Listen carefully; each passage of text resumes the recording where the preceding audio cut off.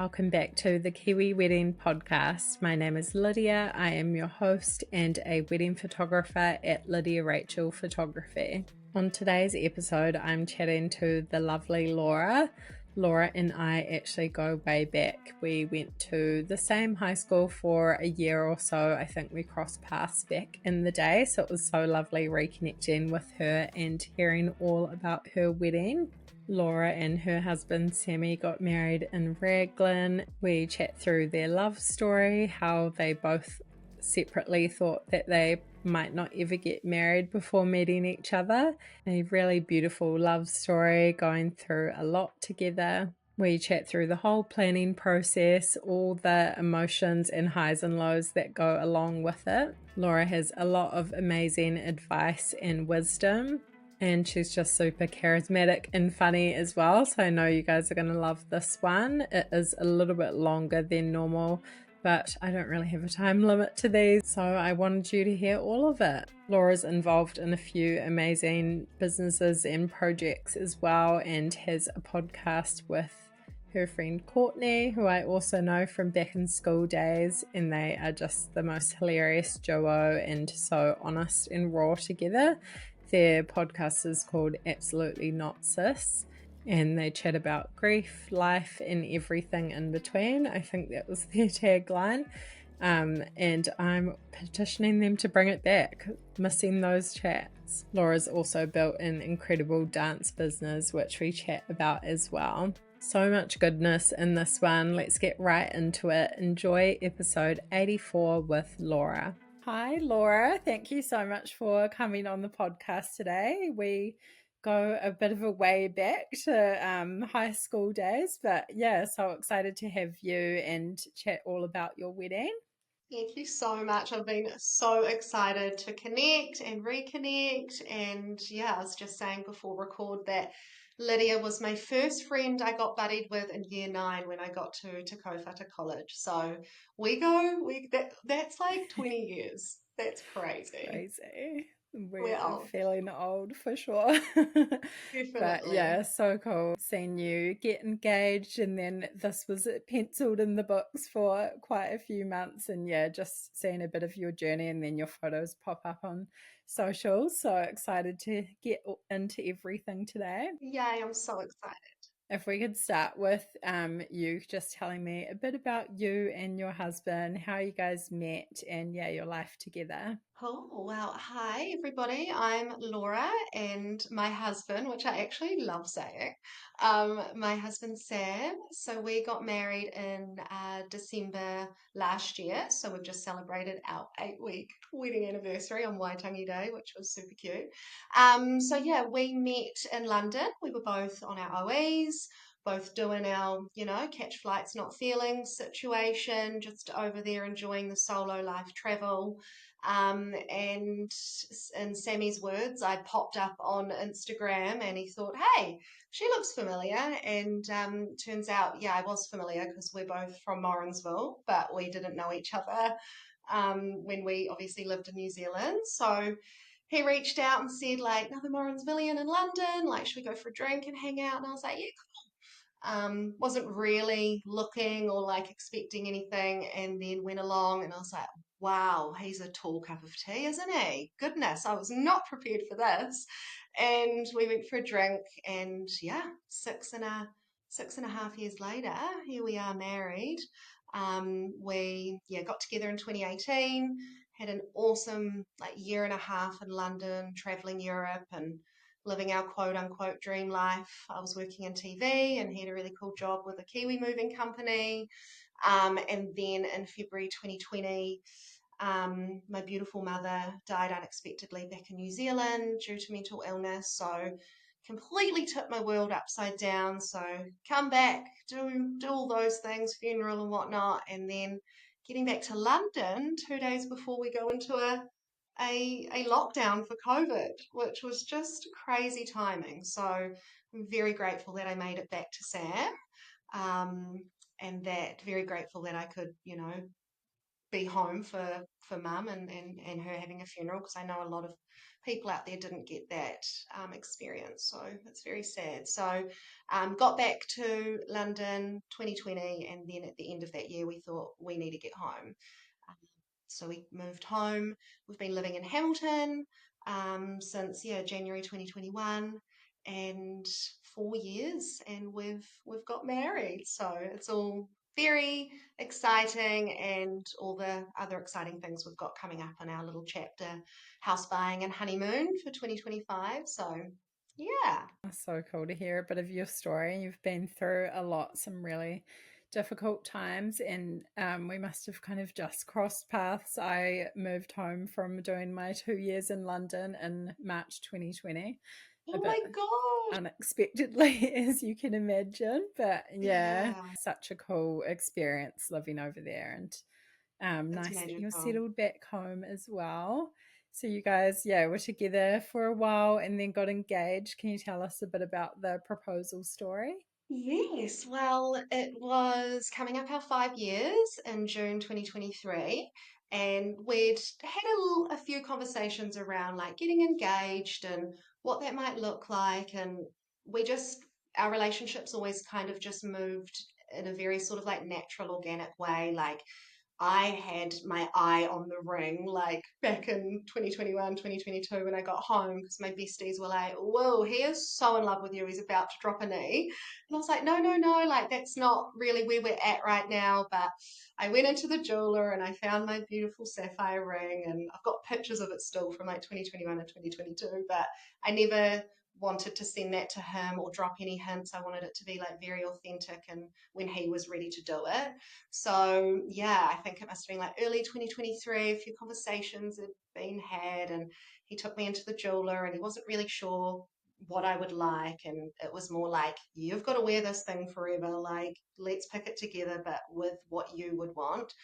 And it's the first time we've ever been into a jewelry store, or we've ever bought something, would you say, materialistic for one another, because we've just always done like experiences and travel and adventure as gifts, and never anything like physical. So I was freaking out thinking, oh my God, a boy like wants to buy me a ring. Like, this is mad. Like, what is happening? And obviously a big deal for him. And then a few months later, yeah, our 5 year anniversary was coming up, and we always go out to Raglan. That's our special place for dinner and wine. But he got COVID for the first time, considering we'd lived in London during the outbreak, and then the universe wants to give him COVID on our 5 year anniversary when he'd planned an engagement. And he was like so upset, he's like, I just wanted to go to Raglan. I was like, it's okay, like we can go for our burger and wine next week. Raglan's not going anywhere, because I wasn't really expecting the proposal. I was like, I've told him about the ring now. He can do what he wants with that, and I just let it happen naturally. But anyway, fast forward a week, we go out to Raglan. We always go up to our little spot up looking over Naranui Beach. It's where we just go to connect with the ocean and practice gratitude. And we were a bit early for our dinner, so we went up there. And it was dark, and it was because it's June, Kiwi winter. It's a bit rainy. We drive up to our spot. You can't really see the ocean. You're kind of squinting, but we know it's there. And sure enough, a car pulls up, and it's Raglan. So they've sparked a fat J and starts smoking up, and Sam's thinking, no, you're ruining my romantic moment. And so I'm Mrs. Time Police. I was like, would you look at the time? We better get going anyway. So we start reversing out, and he just kind of pulled over to this other little side, and he's like, he was a bit like, not abrupt, but he's like, oh yeah, no, so is it okay if you just get out the car for a couple of minutes? I was like, you okay? Yeah, yeah, I'll get out the car. And it's not unusual for Sammy, like he's a writer, he's got a blog, so it's not unusual for him to share like, words, or maybe I thought he'd had an anniversary card and he wanted to read something out to me. So I just kind of went with it. Like, a lot of my friends are like, surely you knew at this time. And I was like, Mm. nah, that's just Sammy. That's just how he rolls. We kind of like walked around. It was a little bit muddy. I had my brand new white Pumas on, so I was like, watch out for my Pumas. And then he he tells me this beautiful poem that he's written, and it was gorgeous. It was like, what's the one at school that you do? And it's like L is for A, and you Oh, spell your like name. an acrostic poem. Yeah, Yeah. acrostic, that's the one. And yeah, it spelt my name, and then it was the last sentence was, close your eyes and face the sea, Laura Eve Watson, will you marry me? And I just like Oh. screamed down the whole of Raglan. He doesn't really recall if I actually said yes, because I was just like giggling and laughing, and it was just perfect. It was all dark and misty and moody. And I was like, did you get Big Bluey? Like I call my ring Big Bluey, like Sapphire.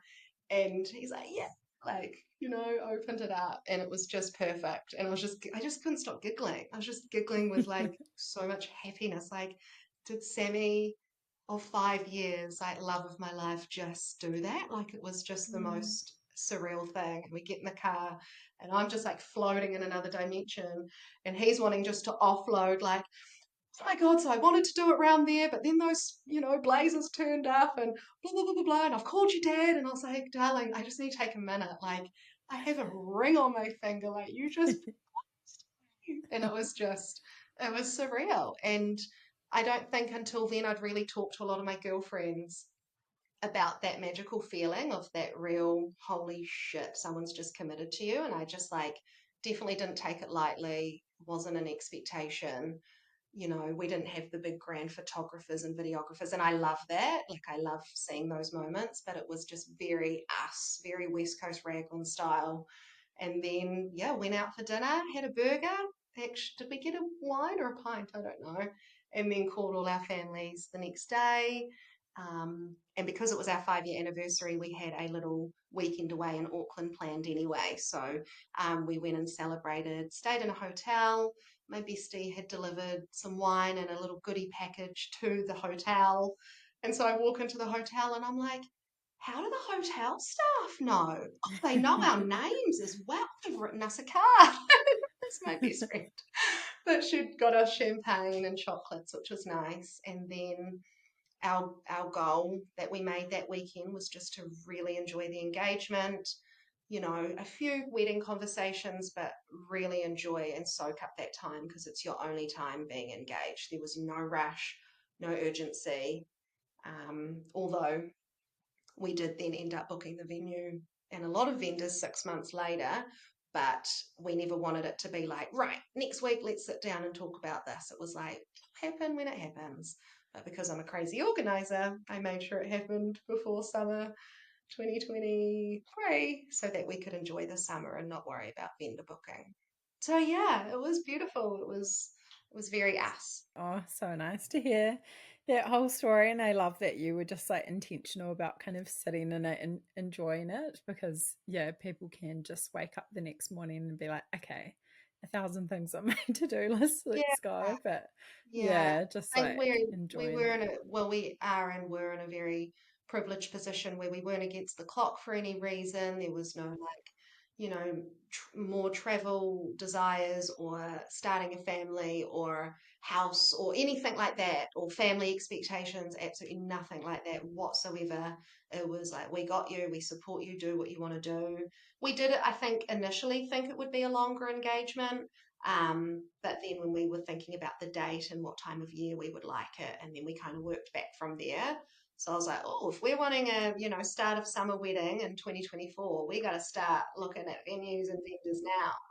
And I was fortunate that I'm the last of a lot of my girl gangs to get married. So I just know the ins and outs of wedding planning and coordinating, and it's just right up my street. So everything was pretty much done by, yeah, within the 6 months. Like, I'd booked, started looking in that November, December mark and made a goal that by like mid-December 2023, let's have as much booked as possible so we can just cruise through that summer and not be like, oh my God, I've got all these to-do lists. It's like big vendors all booked. So it worked out really well.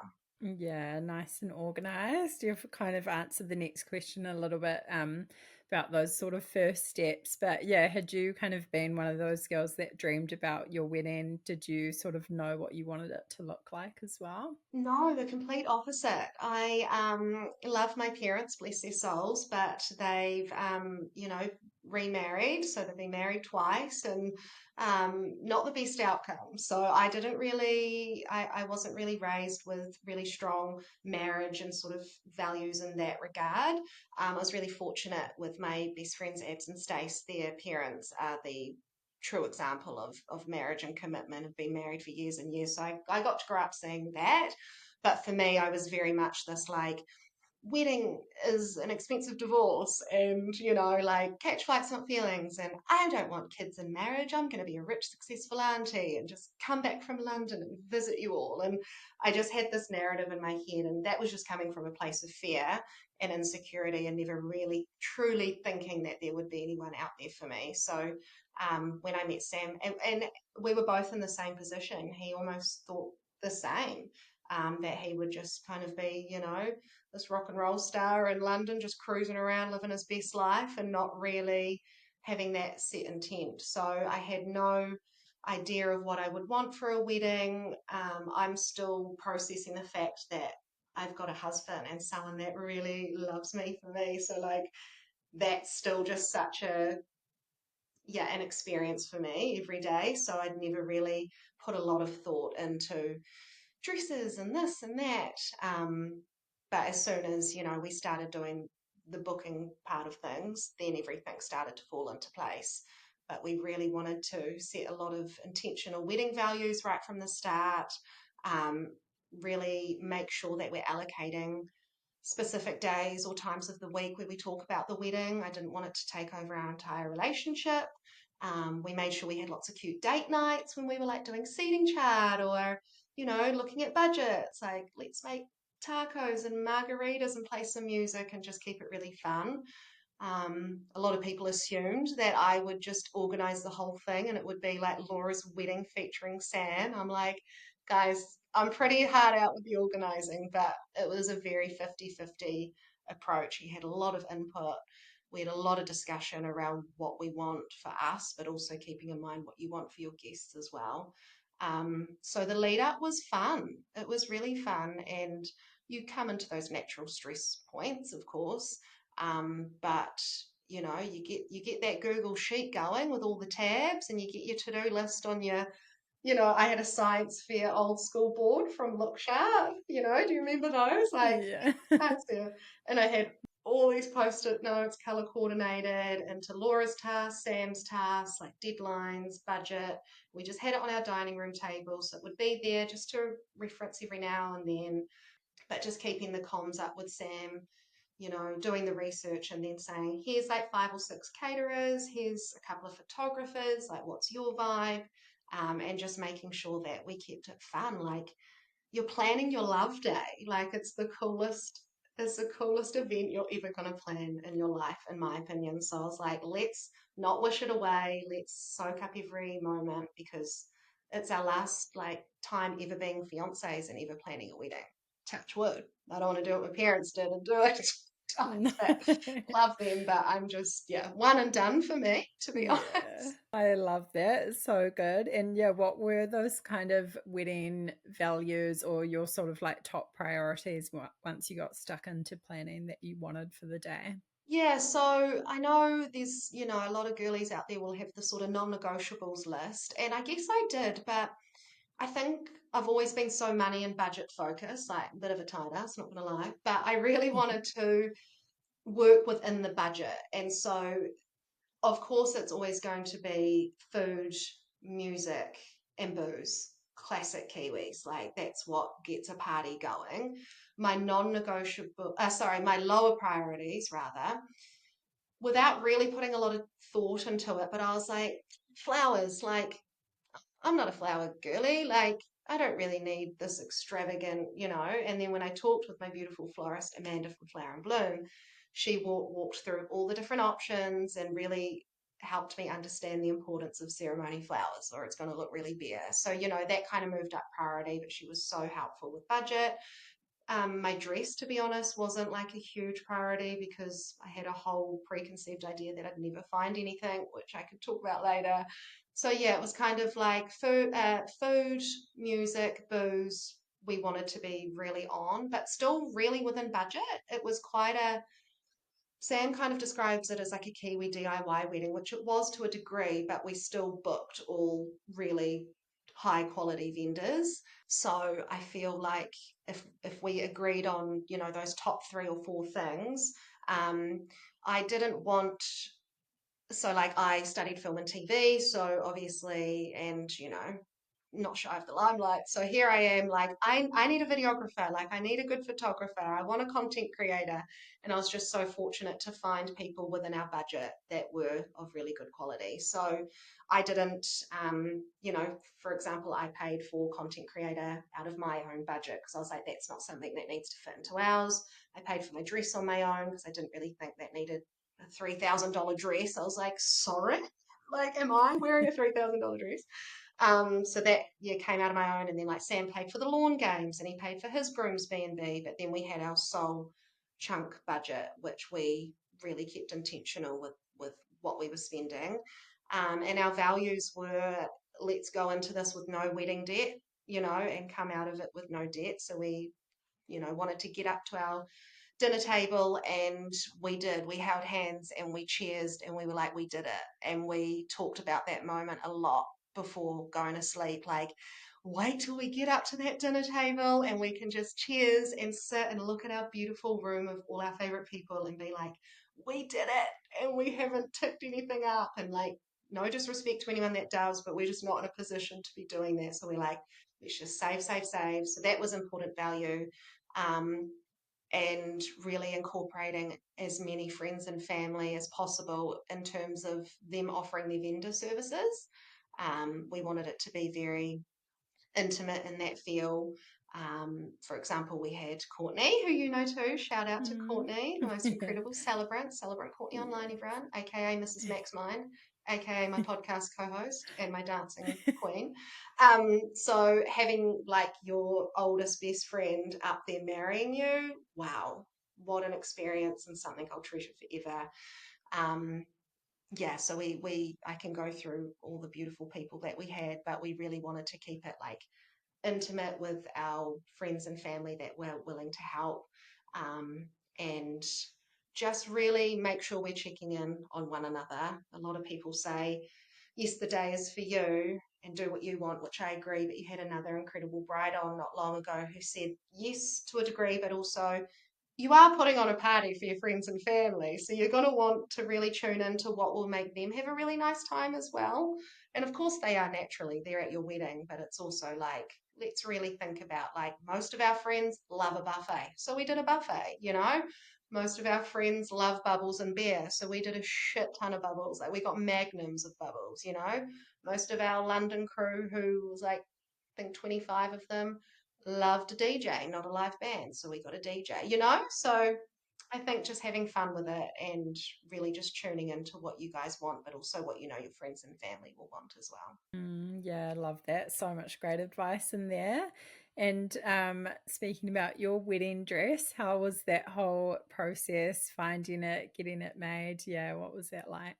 Well, it was an experience that I never thought would end up being as beautiful as it was, and I'm very grateful for that. I, like a lot of us girlies out there, the journey of, you know, weight loss journeys, weight gain, self loathing, self love, like we've all experienced it in our lives. And for me, never thinking I'd be a bride, never thought I'd have to get in a big old white gown and trot down an aisle.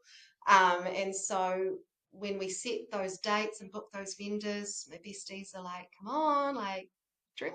And I'm like, oh. It was kind of like low priority, but I had my non-negotiables, which were like, I didn't want my arms covered, not comfortable with my arms out on display. I don't want to be shredding for the wedding. I think that is so toxic. I just don't appreciate that mentality whatsoever. I wanted to find a dress that fits me, not me try and fit into the dress. So I did have a few of these ideas. I didn't want to have to be sucking in all day, you know, all of those things. So my one of my bridesmaids, Abs, was like, go to Astra Bridal in Hamilton. Like they have some beautiful gowns.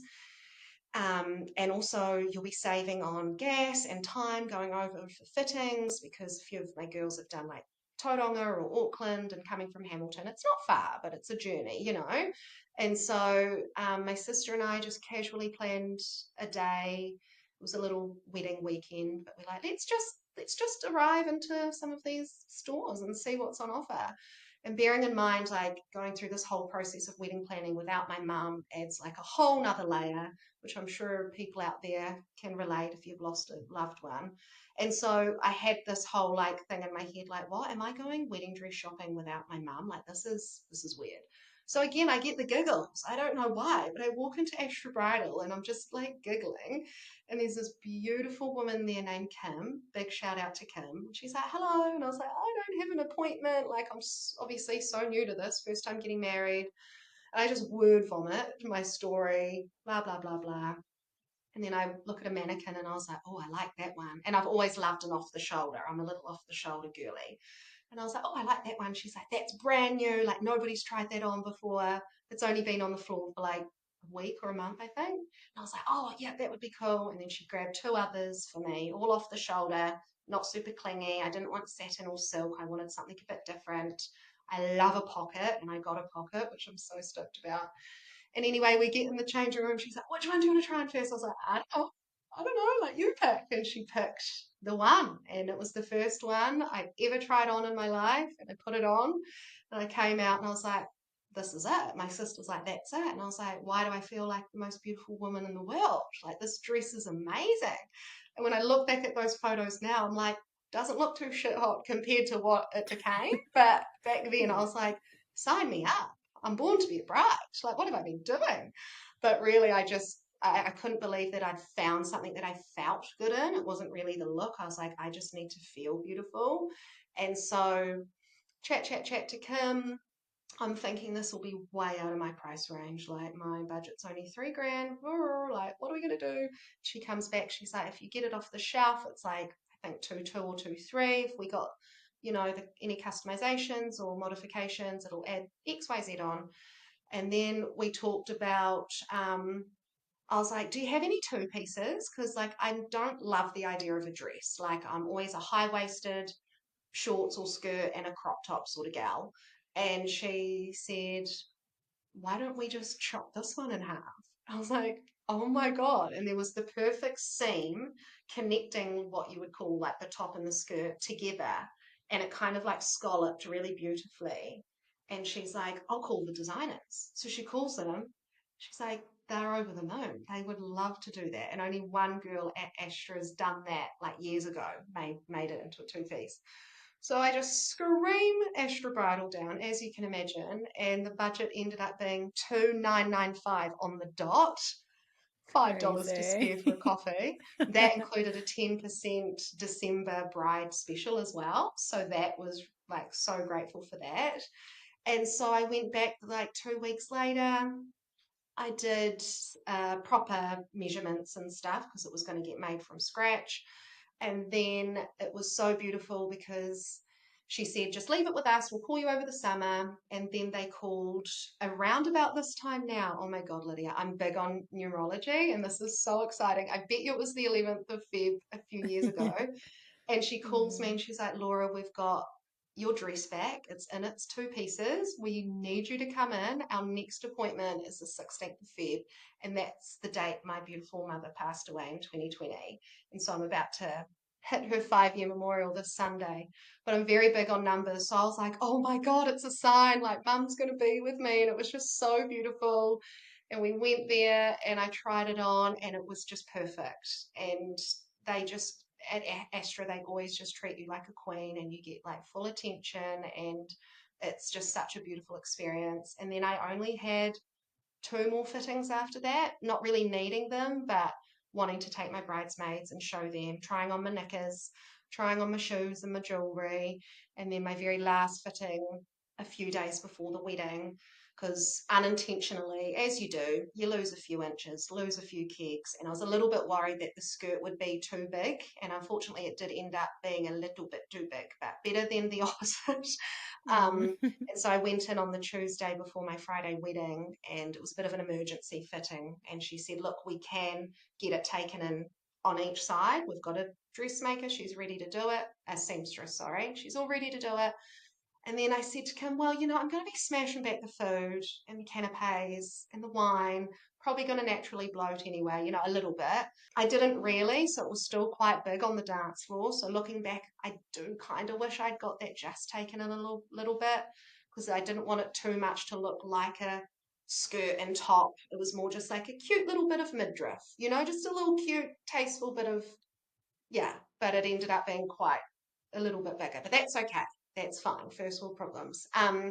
But what was really special on that last fitting that I went to on my own, because I hadn't been to any on my own, my mum's funeral song started playing when I arrived, followed by her favourite. So it was a Rod Stewart song, followed by her favourite Celine Dion song. And I was like, could this be any more perfect? So it just gave me a lot of comfort and knowing that she was there with me. So it was a really beautiful experience for someone that had a few insecurities and had no idea that I'd ever find a dress that I could feel beautiful in, to then being so excited to walk down that aisle and feel that pretty on the most special day is like something I'll never forget. So good. I've heard a few raving reviews about them, particularly the Hamilton one as well, but Yeah. so amazing. Definitely seems like you were being watched over, looked after in more Oh, ways than so one. And special, you're eh? one of those girls, first dress you ever tried on, like obviously altered a bit different, but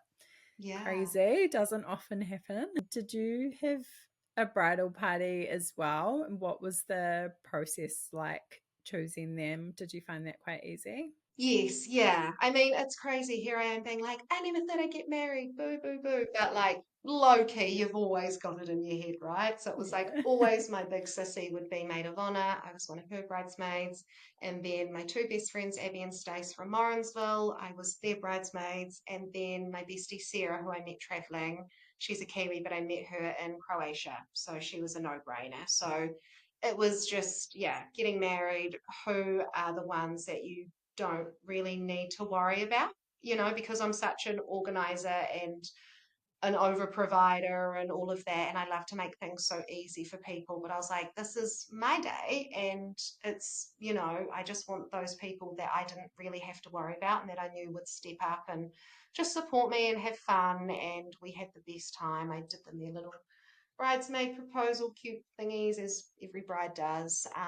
They threw me the most incredible hens do in Raglan, which was really nice. And it was so special getting to be the bride, having been bridesmaids for three of them. And then my bestie Sarah is actually getting married, hopefully within the year. So it's all very exciting. So I'm like, oh, please let me help you. Please let me plan your entire wedding.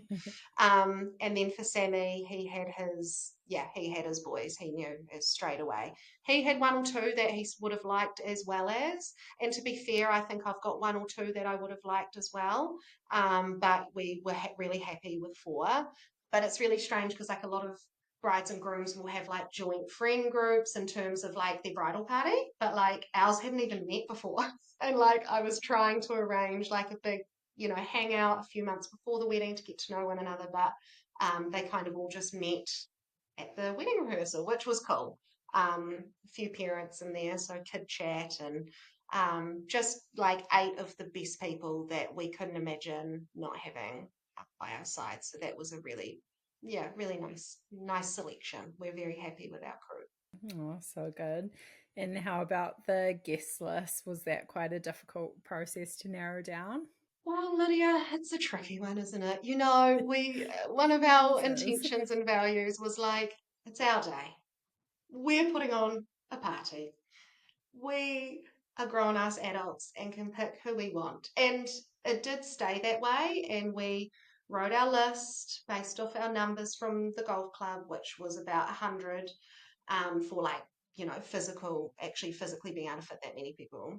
And It's good to so have a we parameter sometimes. Yes, yeah, it was really helpful. So I kind of broke it down into like Laura's family, Sam's family, Laura's friends, Sam's friends, couple friends, like our London friends. And they were always the non-negotiables, like, of course, family as well, but out of the friend group, like these are people that have been a part of our journey right from the start. Like, and we'd go through the list and we're like, absolutely not, like we are not taking them off. When we had to readjust some numbers, we'd be like, let's really zoom out. And we just were so stoked and so proud that that group of people were just like not moving. You know, like it's such a nice feeling when you're like, there's no way that that list is going to change. We still had about 5 or 6 couples that we would have wanted on that list, but you know, you have to draw the line sometime, and they were also understanding. Obviously, the other friends equally as important and incredible. We only had to wiggle a few numbers here and there. We're really fortunate we didn't have parent pressure on either side. I know some brides and grooms do, and they want the whole, you know, the whole family, all the extended family, plus ones, cousins, blah, blah, blah. But I was really quite vocal and quite stern right from the get go with my family and friends. Like, it's Sam and I's day. And I think after losing mum as well, it just added a whole nother level of like, this is a very intimate day. And for two people who never ever thought they'd get married, like now having us confess our love and express our love in front of you. And we wanted people that had been there right from the start or played a massive part in, you know, our early 20s before meeting each other. We really didn't want to focus on, oh, they invited us to our wedding, or, oh, but I've been friends with them for 10 years at high school. Like, if we've not connected in the last 6 years, 6.5 years of Sammy and I being together, then like I love you and I still respect you as a person, but we just can't have you at our day. And I kept just reminding a few people that were a bit confused about people not being on the wedding. Like, guys, this isn't a high school reunion or like a birthday party. Like, it's a wedding, hey? Have we all forgotten that? Like, it's a wedding. But we obviously had a lot of respect in our decisions from friends and family. My family table was quite a lot smaller than Sammy's, but it was so special for him just to look out and have his dad and all his siblings there, which was really special. We were missing one uncle. He couldn't make it. He was sick, but that was a really special moment for Sammy. His family values are really huge. So looking out there and just seeing the whole Goodwin table just like having the best time was really special. Yeah, my uncle, which is my mum's twin, he came, which was beautiful. My mum's other two siblings didn't make it for a whole lot of reasons, so having my mum's twin there was really, really special. So I made sure I acknowledged that in my speech as well. But yeah, we got engaged in June 2023. Then we had an engagement party November 2023, and so that was extended to work friends as well and high school friends and our huge network of people with the intention of we love you and we want to celebrate with you, but we did say our wedding will be a little bit smaller. And yeah, 99% of people completely understood that. But we just really, really just stuck. Sam and I stuck very aligned in the values of like, have you been to our house for a platter and a wine? Because we love to host and that's how we roll. And if you haven't, then, you know, and are we going to take you out for brunch the next day, like a lot of your brides have said on the podcast? And are we happy to pay for you? Like, you know, and have we spent just time one on one together, or do we see you once a year at an event? Like, I couldn't have that for my day. So, we're really happy with our guest list. And isn't it the coolest feeling, like listening to your brides as well? Like, you're standing up there and you're just like in a room with your hands selected, like amazingly special people. You're like, this is the Mm. coolest thing. And we were really lucky that at our stag do and hens do, it's obviously like some London friends, some Morrinsville friends, Raglan, Auckland, Hamilton, and they all came together and just all got on like a house on fire. And so then when they see each other at the wedding, it's just this big bonanza of like, it's like they've been friends for 20 years. And nothing made me more happier than standing on the dance floor or dancing on the dance floor, but just looking out at all the connections being made at our wedding. And that was a really cool moment. So, no regrets on the guest list. I think it's really important to invite who you want to invite. You know, it's your day, it's your money. If your parents are supporting and family is supporting financially, you've got to kind of give them, you know, a couple of best friends here or there, which we did. But I don't need long lost aunties that I wouldn't know if I tripped up them on the street. Do you know what I mean? I say that with so Yeah. much love, but I was very much like, don't mess with me and my guest list, anyone, because you're going to lose. So good. It's great to have some of those like guiding questions to think about, like, yeah, would you pay for their brunch or their dinner or whatever? And yeah, can be a tedious process, but nice that you landed on a good number in the end. And yeah, so fun to just see your friends from all different pockets of life like become friends with each other. I love that. Like It's the you're probably best. not going to get all those people in the same room again ever. Exactly. That's that Yeah. a lot of them are already asking like, can you guys like not do like a vow renewal, but can you hire somewhere in Raglan again, like, I don't know, in 5 years, so we can Wedding just reunion. yeah, we can all just come together. I was like, well, Sammy's celebrating a big 4-0 birthday in like 4 or 5 years. So maybe we do it then and just hire another venue and yeah, go for it. So Can you tell us a bit about the big day, maybe that kind of week leading up to it, and yeah, any highlights or favorite moments? yeah, so as you know, super organized. So we kind of that month leading in, I was like, you're a bit like suspicious, like, am I missing something? Is it all sorted? Like, but I'd spent so much time preparing so much information for all the vendors. Like they all got their own individual vendor call sheet based on their timings and what's expected. And I wanted it to be so easy for them on the day. So they've got piece of paper which has all your contact numbers, where to park, where to go toilet, where to get a drink, like everything was covered. I didn't want any vendor to be like, I had no idea what to do or I don't know where to go. And so that paid off massively. Sammy and I had the week off before the wedding. I actually 3 months before the wedding, I got made redundant from an incredible job in Hamilton. So I got made redundant on my birthday in Oh September. my gosh.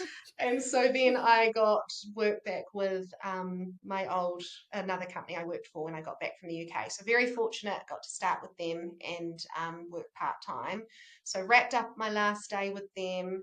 Um, and those few days before, yeah, we're quite calm anyway, and like just like well, I probably sound like I'm a crazy organized freak, but I wanted to very much set the intention for Sam and I those few days leading in. We're just chill, man. We're going for coffee. We're holding hands. We're getting excited about things coming up. We might check the to-do science fair board every now and then, but most of the post-it notes are all completed. And so we just wanted it to be as relaxed as possible. So we got up to Raglan 2 days before and set up the entire venue. We got married up at the Raglan Golf Club, which is not typically a wedding venue. They have had a few weddings there before, but we always knew we wanted to get married in Raglan. But there's some beautiful venues there, but just not quite within the budget. And I just don't have the mental capacity for a marquee wedding. I don't know why, but I just Mm, hats off to all the it's a brides and lot. grooms that have done that. It's a lot of work. So we're up at this, kind of cheap and cheerful venue up in Raglan, up on a hill overlooking the harbour. It's beautiful. We hired tables and chairs and bar leaners and all the crockery. Um, we had some lawn games made, which was really cool. We just did the long table style. Our theme was kind of like simplistic, white, minimalist, crisp. Like I didn't want a lot of colour going on. And we're quite plain in that regard. So my bridesmaids' dresses really added the colour to the party. They did shades of like light oranges, and I let them pick their own and just here's the colour palette. Go and do what you want to do. So they really added some colour to the venue, which was nice. All the planning and pre-production that I'd done just really paid off on those few days. So it's like just organise as much as you can. Had about 5 or 6 of us out there 2 days before setting up. A few stresses, not going to lie, furniture company misdelivering a few things. The golf club was great, but we're in Raglan, baby. It's West Coast. They're chill. They're so chill. And I'm like TV producer, like, let's go. The call time. We're over by half an hour.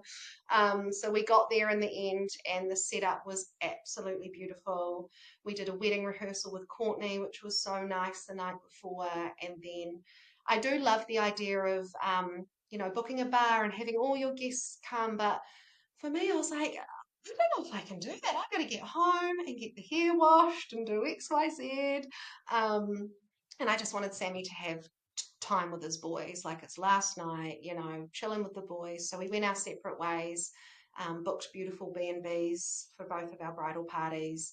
The girlies gave me my little wedding gift. I got little diamond earrings, which is so special, and a nice, gift care packagey thing. And then in the morning, it was just such a relaxed. I set a lot of intentions, and I'd done a lot of like mindfulness on how I wanted to feel on the day. Like I didn't want it to be calculated, but like a lot of visualization on like this is how I want my morning to be. Like I want it to be very intentional. So I did some journaling, and I wrote a letter to my mum, and I went out and done some grounding on the earth, and just like really set the intention of like, it's your wedding. Like this is massive, laws. Like we did it. Like we got here, and this is your day now. And so my incredible makeup artist, Gabby Houghton, as you know, good friend of yours as well, and guest of the podcast. So Gab's turned up. My incredible hairdresser called Jessie from Styled by Jessie came. Gabs had done 2 or 3 trials on me. I was a very, very spoiled girl, so we knew exactly the look we were going for. And it was just like, again, it's like suspiciously like, why is everything going okay? Like, I planned this, but everyone's been telling me something's going to go wrong. And it didn't really. I booked Raglan shuttles. I just visioned like my bridesmaids, my dad, and I just in a shuttle, Yui boom cranking, just going up to the golf club. It's only a 5-minute drive, but bless them, they'd arranged like a BMW just for dad and I.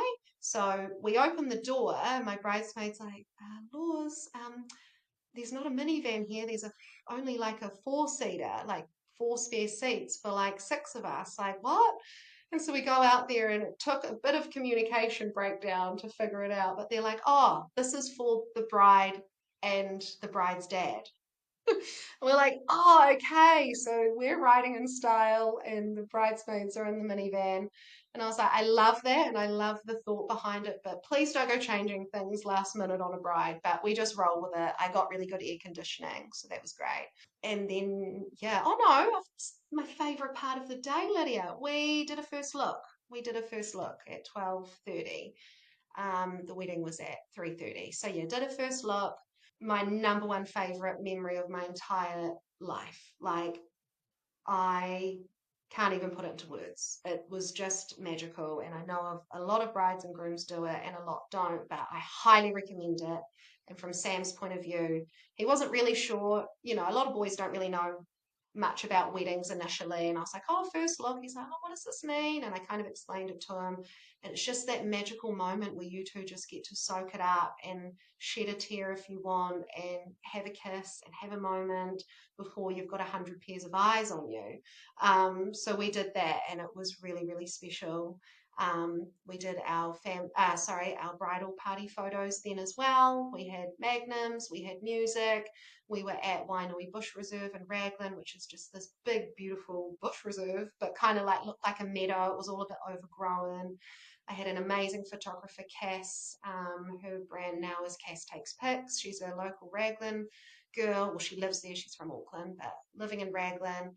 And then Mel Reed on content creation, who you'll remember from Te Kaupata College. Yeah. Yeah, so that was special having her there. And then we had about half an hour between the end of the photos and then getting up to the ceremony. So the boys went up there, had a beer, and then Dad and I cruising in a Beamer, and I'm like, well, here we go, Dad. Are you ready? Have you remembered what part of the song we've got to start walking out? And that was again, yeah, there's a lot of top moments, but walking out with my dad, having lost mum almost 5 years before, and now I'm the youngest, like I'm dad's last daughter to get married. Like it was just the coolest, and just no nerves whatsoever. He's like, your nerves kicked in yet? I'm like, I'm walking down an aisle to Sam. Like we don't get nervous. Like I was just like very grounded, but also feeling a little bit floaty, like I feel like I just floated down the aisle.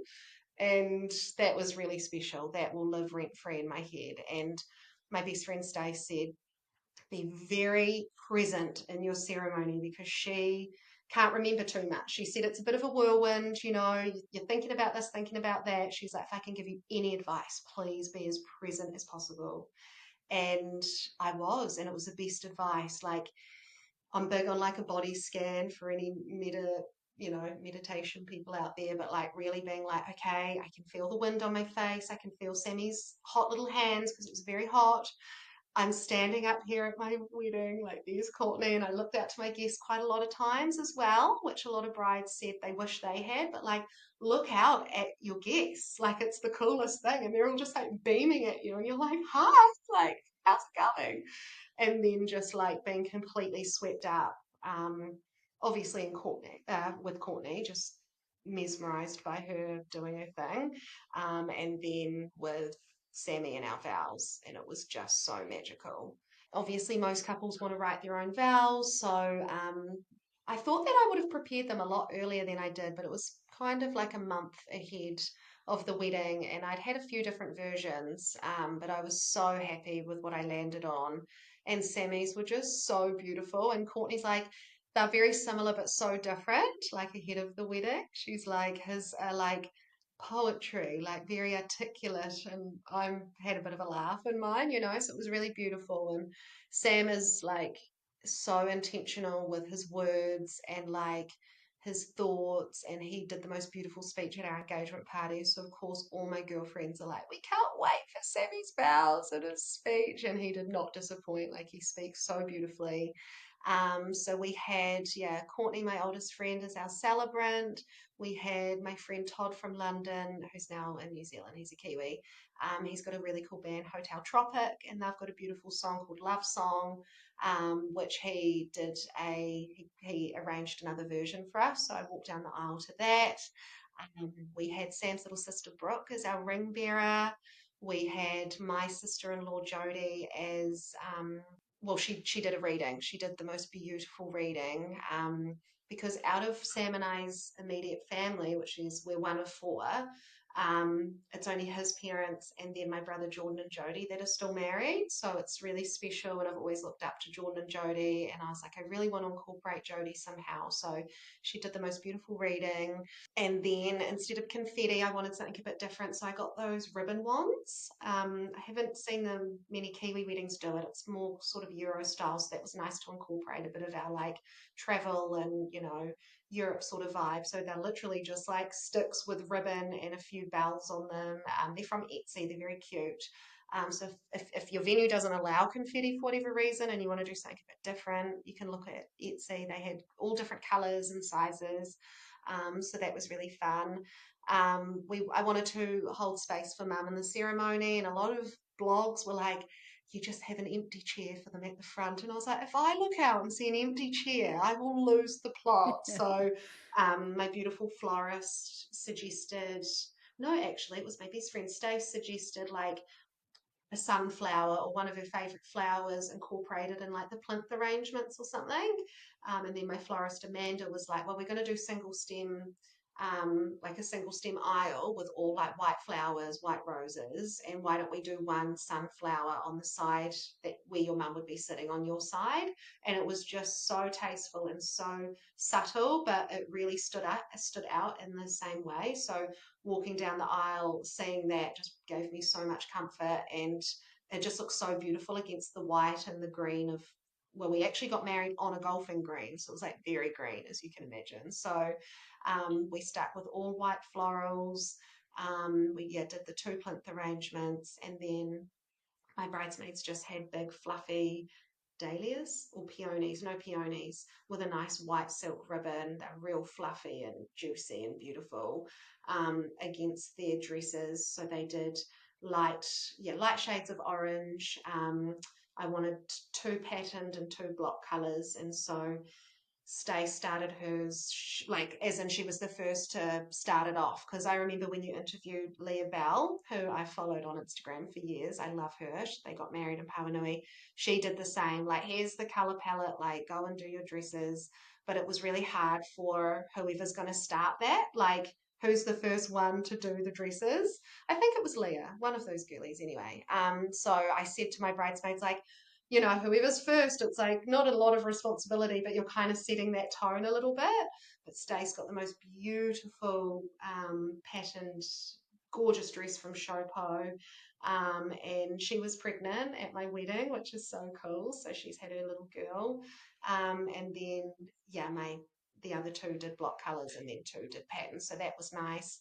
The boys were very simple in their Hallensteins black traditional suits with a white blouse, black bow tie, and Sam just did a blouse with the black buttons just for something different, and the only one with a little buttonhole, which was nice. We didn't want to rush through the ceremony. A lot of people want to just get that over with and for your guest's sake, but it's also like that's such a special, beautiful part of the day. Like it's so important. So it was, I think, 25, 30 minutes. Courtney said most people's are around the 20, 25 minute, but our vows were quite long because we're obsessed with each other. So it did drag out a little bit. We had two of our oldest friends as our wedding witnesses. So my friend Meredith, who I met when I was 20, and Sam's friend Nick, who he's known since he was 5, I think. So that was really nice, incorporating them as our wedding witnesses. And on our wedding website, we'd asked for obviously advice. A lot of people do that. And so I printed those all out, like picked the ones that were, well, picked a majority of them, but the ones that were really heartfelt and intentional. And I printed them out, put them in frames, and we had them up at the bar. And I just called them like love notes from you. And we also printed those out and put them on our fridge. And so we'd quite often reflect on those if we were having one of our wedding planning parties, turning a tedious job into something fun. We'd also like just close our eyes and like point to one of the words of advice, which would be like, it's your day and you are, you're not the hosts, you're the guests of honor. And that was some of the best advice I got. That was from my cousin. And so it really just helps you be like, okay, cool, we can only do as much as we can do. And then on the day, we are the guests of honor. You don't have to go around hosting. But like, I still couldn't help it for like 5 minutes during dinner. Like, I'd finish mine and I'd just go up to everyone like, is everyone okay? Like, everyone having a good time? Like you just want to make sure your friends and family are happy. So then everyone sort of naturally progressed into the bubbly hour, and there were canapes and drinks, lawn games. We obviously then have to stand there like cake ornaments for the bloody family photos, which I knew would not be fun from all my other bridal friends telling me, and they were not wrong. So like just words of advice to any brides out there: be prepared. As much you can be the funnest, loving, chill bride ever or bride and groom unit, but they're just not fun because people dilly-dally around. People are getting a beer, smashing some food, playing a lawn game. And there was a time there where I was like, said to my photographer, is there any other way we can do family photos? And she said she's done a wedding where she'd just go around to groups, people that are naturally hanging out with each other at bubbly hour. Hi, like, can I grab a photo of you? Just kind of more in their natural habitat as opposed to posing.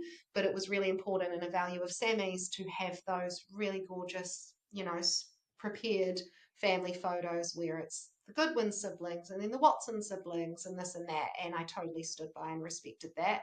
And also looking back and only wishing I had more photos with my mum like that to cherish. So in the end, I was like, just grin and bear it, Laura. But it was the hottest part of the day. And I'm a sweaty Betty anyway. And I was like, wow, we are sweating off all of Gabby's makeup here. But we didn't because her makeup's incredible. But I was like, oh, wow, it's a very hot time here. So that was the worst part of the day, was about 20 minutes of family photos. But then everyone got seated, and I had my two cousins as our MCs and cake maker. So again, going back to including as many friends and family as possible to make it really special. We walked into crazy little thing called Love by Queen, and everyone was up with their ribbon wands and their napkins, and that was a really cool moment walking in. You really feel like the king and queen of the day. And then we went straight into cake cutting then while everyone was still cheering and up, and everyone's a little bit boozy, and we didn't want this like all eyes on us while we cut the cake in silence. Like it was just this fun like, whoa, we're cutting the cake. And then we sat down and we rolled straight into speeches, and we let our dads go first because we just want them to sit back and have a beer and not worry about formalities. So my dad went first, and it was so cool. It's so special. If you're in a position where you still have your relationship with your dad, encourage them to speak. It's just so nice because I know dad loves me. I know I'm cool. I don't need that validation. But to hear him get up and say all these beautiful things, you're like, Dad, that's so nice. And then Sammy's dad got up and yeah, everyone was in stitches.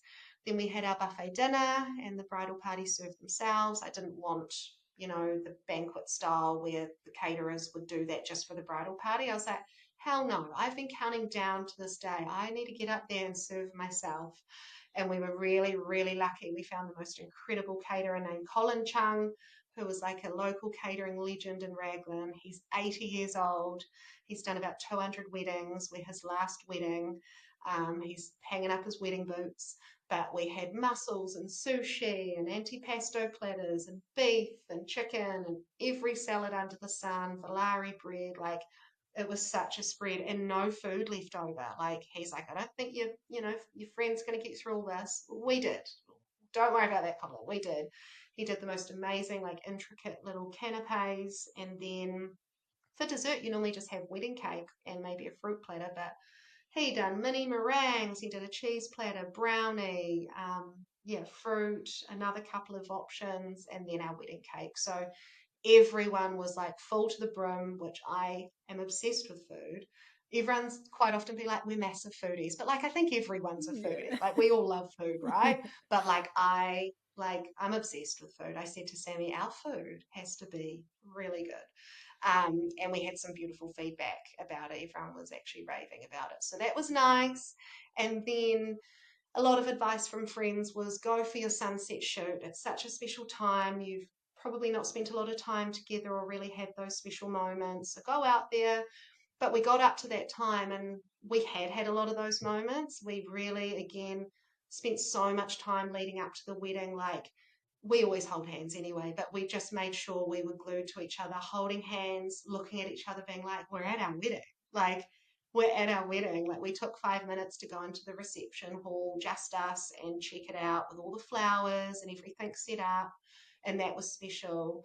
At our first look in our bridal photos, he kept saying, like, this is it, darling, like, we're here, like, it's our wedding day. So when we got to that sunset sort of time, we were like, do we do it? And then we're like, nah, let's go do it. Let's just go get that beautiful lighting. And our, media team were like, absolutely, please, let's go. And it literally took like less than 10 minutes. And there's some of our favorite photos. Like, you're obviously exhausted at that time. Like, my cheeks were sore from smiling and laughing, but we just had a little kiss in front of Mount Karioi, which is our favorite mountain to climb in Raglan, and we joke that's Sam's first wife. And so we just had this moment together, and then I just said to him, are you so ready to just go get boozed and hang out with your friends? And I need to get to the dance floor. Like, that was another value, but like, I need to get on the dance floor with my squad. And Sam, he loves the dance, but he's very much more a connector, wants to go and really take the time to thank people for coming from near and far. But we got back, we did a little first dance, which everyone thought I'm going to do this big extravagant Eve dance performance because of the dance classes I teach. I was like, I'm not going to make Sam do a pussycat doll number, guys. Like, come on. Like, who do you think I am? So we just danced to Crazy Little Thing Called Love Again. Like, I grew up doing rock and roll with my family, me and my dad versus my brother and my sister, but I didn't even want to teach Sam a rock and roll number. I was like, we don't want to be rehearsed. We wanted the whole day to be very candid and natural. So my MC got on the mic and was like, Laura and Sammy have requested that everybody gets up for their first dance. Like, we don't want all these eyes on us.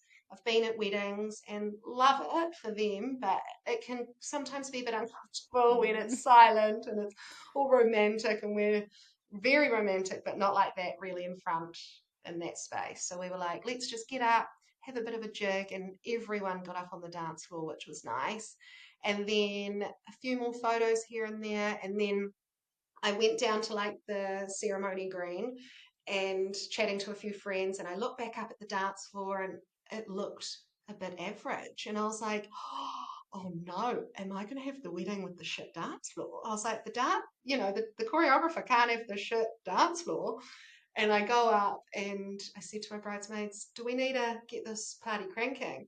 Sure enough, my bridesmaid Ceci, her job was to get the glow sticks that I'd ordered off Temu, get out the 100-piece glow stick kit, which included glow stick like glasses, headpieces, wands, And I go bathroom and I come out and the dance floor has been transformed into like a London rave. I was like, what is happening? And the DJ was incredible.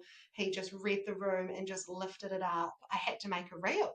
I had to put all the footage together for Instagram to be like, guys, hire, like, buy glow sticks and book with Mixmasters DJ. They were so incredible and just really set the tone for the dance floor. And everyone was up till on the dance floor till like, yeah, 12 o'clock. And then the venue shut down and shuttles came to pick everyone up. And that was it. That was the day. And it's just like, the best day. And people all say like, I bet you're glad that's over. I'm like, nah, like we want to just do it again. Like it's so cool.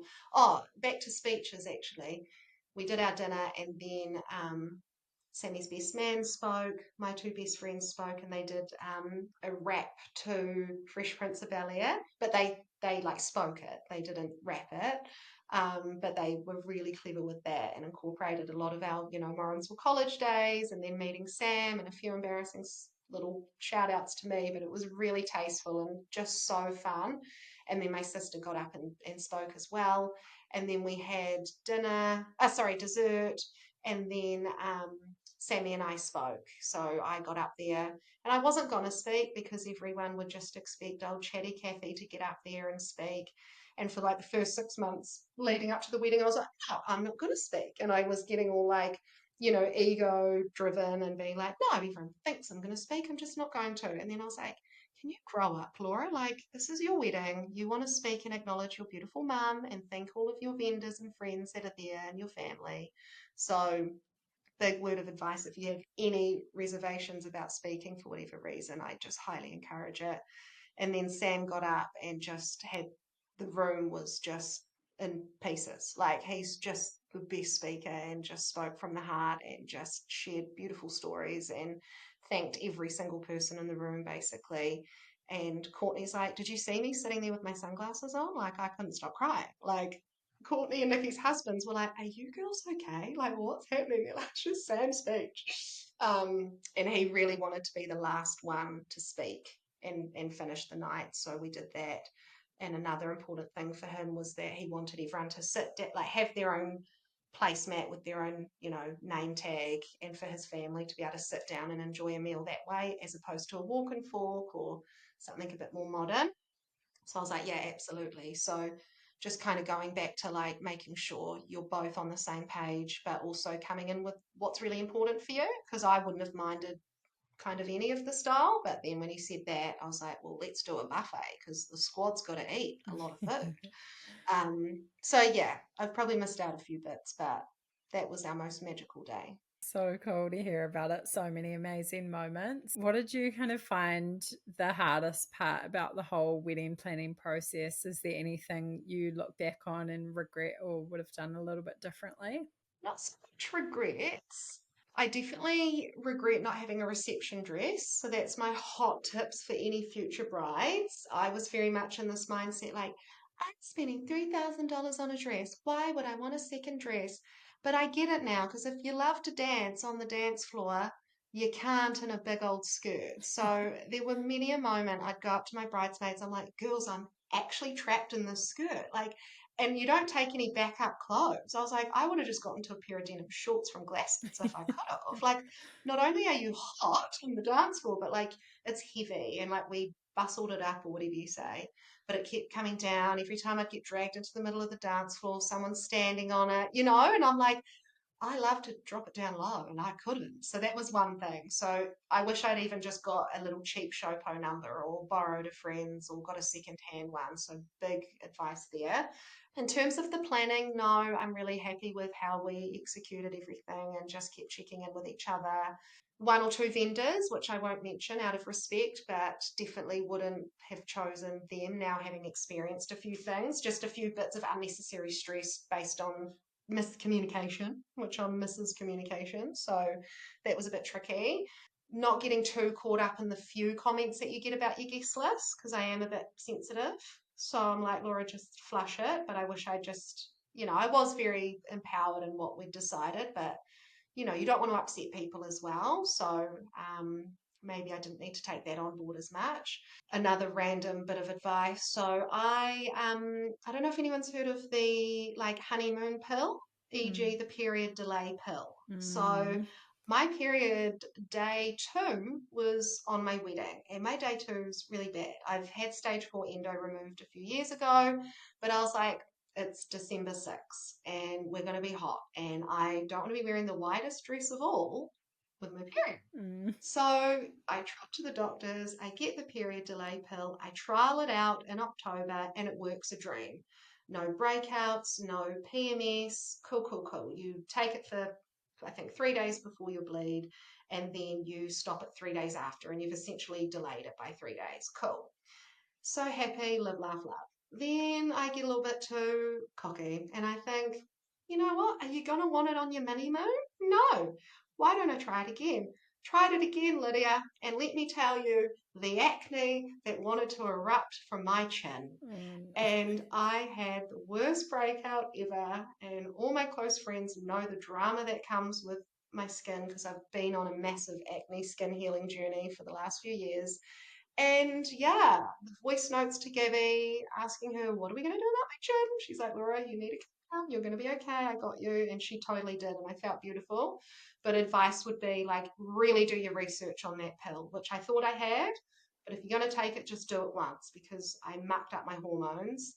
Still kind of recovering as well. So if anyone's thinking about the honeymoon tablet, which sounds so amazing online and on bloody TikTok, so yeah, that was a bit of a regret. But then I thought, you know, you've got to choose your hard, Laura, and that was your hard on the day, because the other thing that could have gone wrong is maybe you couldn't fit your dress for whatever reason, and I had the opposite, and maybe it could have rained, but I had the most beautiful sunny weather. So I was like, I've got to have one thing, right? Like the girls were like regrounding me, like, you can't have it all, Laura. You can just have a few pimples. So that would probably be it. Like, do your research on that, and definitely consider a second dress if you love to dance, and just feel a bit more free. Because I was in that dress, well, skirt for like, yeah, 12 hours as you are on your wedding day, and you just really want to get out of it, you know?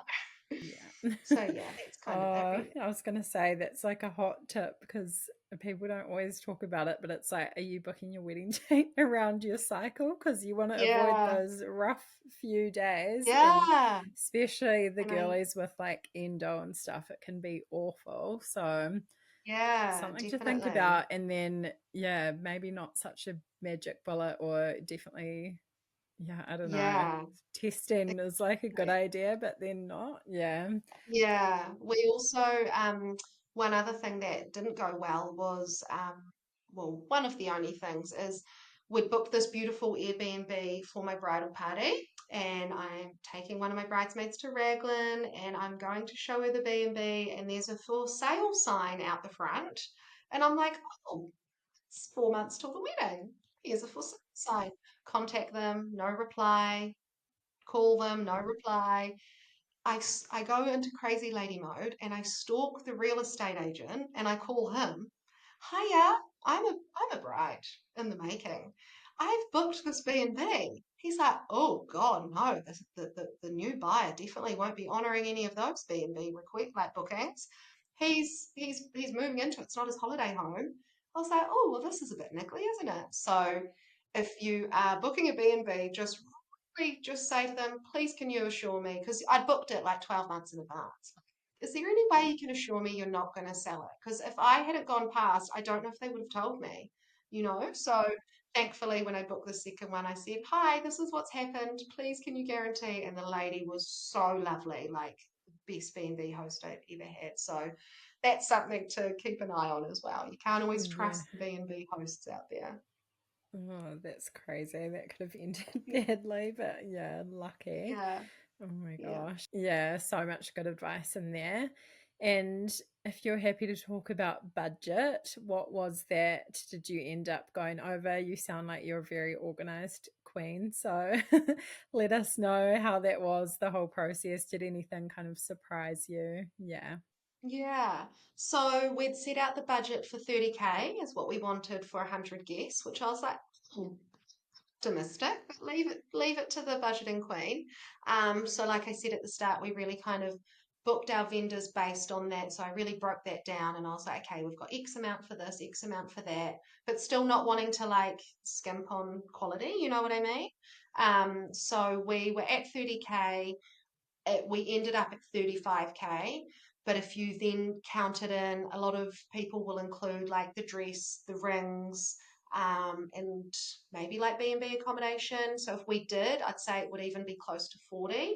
But with all of our vendors having 90% of things covered, we were at about 35. The extras were all my fluffy duffy things. Like not like the glow sticks were 5 grand, but like the glow sticks and like all the table arrangements. Like I bought these like Kmart acrylic block photos, and our table names were the little Kmart acrylic arch signs. And so my father-in-law's a printer, so he did all our signage and stationery. So we named our tables after all the countries we'd been together. So we had like Croatia and then a photo of us in Croatia.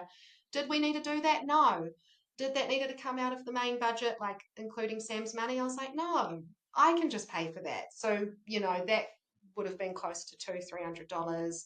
Little knickknacks here, the bathroom basket for the girls' bathroom, that it just all slowly started adding up. The frames for like our like gifts and, guest book signage and all of those little things, the ribbon wands. My sister gifted us a nice wishing well, so we saved there, the guest book. But we were also really lucky. Like I've written a note down, like I did the math before this podcast. We saved 3.5 grand from having our friends and family help out. Like, for example, we had a few discounts here, like Courtney Celebrant, that was a wedding gift. We were very, very lucky with that. My father-in-law doing all that stationery and signage, because that costs a lot. That as soon as you add wedding onto anything as well, it's going to cost a lot. Our MCs and cake makers were my cousins, like wedding cakes, and no joke, man. And I totally respect when vendors price things out differently when you do say wedding. A lot of brides and grooms are like, as soon as you say wedding, you get wedding tax. I'm like, but do you understand the importance of a wedding here?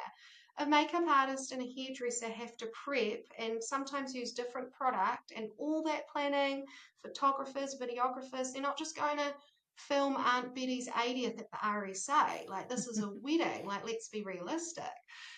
And my good friend Jen worked for an incredible winery, so we got staff deals on our still wine, which saved us over like $1,000, which we were so stoked about.